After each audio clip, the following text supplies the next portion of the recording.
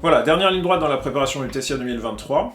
Donc il nous reste un peu moins de 15 jours avant l'événement et on va passer en revue quelques points importants pour vous les candidats. Le premier point important, c'est votre convocation. Elle est disponible dès à présent sur votre partie personnelle sur le site de l'AORES. Donc vous vous connectez, vous allez dans mes inscriptions au TSIA.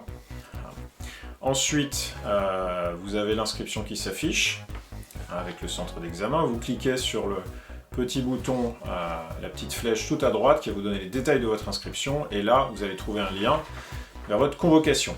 Attention, cette convocation n'est pas envoyée par mail. Cette convocation, très important, il ne faut pas simplement la stocker sur votre téléphone ou sur votre ordinateur, il faut absolument l'imprimer. Le jour du concours, à l'entrée du centre d'examen, elle va vous être réclamée et elle va être réclamée sur les tables. Vous devez la voir en même temps que vos papiers d'identité.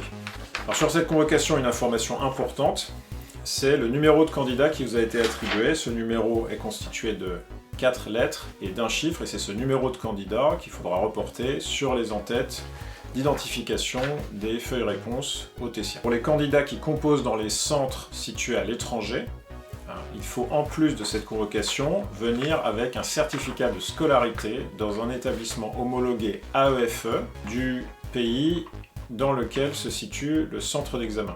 Donc pour ceux qui passent à Dubaï par exemple, il faut être scolarisé dans un lycée homologué AEFE des Émirats Arabes Unis.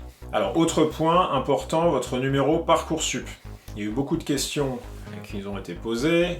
Il y a encore des candidats qui croient que si on indique son numéro Parcoursup, alors forcément il va y avoir des informations que nous, à AORES, on va transmettre à la plateforme Parcoursup, notamment votre inscription, vos résultats, je ne sais quoi. C'est absolument faux. Nous n'avons aucun canal de communication avec la plateforme Parcoursup.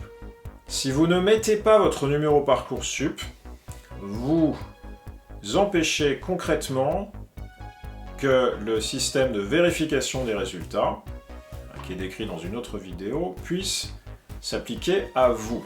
En revanche, si vous avez le moindre désir a priori que vos résultats puissent être mentionnés et vérifiables ensuite par les formations, alors il est indispensable de renseigner votre numéro Parcoursup et ce, avant le jour de l'épreuve. À partir du 25, nous n'acceptons plus les renseignements de numéro Parcoursup. Donc vous êtes invité à vérifier que ce numéro est correctement rempli dans vos informations personnelles et l'indiquer si vous envisagez, quels que soient les résultats que vous allez avoir, si vous envisagez de vous donner la possibilité de mentionner vos résultats dans votre projet de formation motivée Parcoursup, par exemple.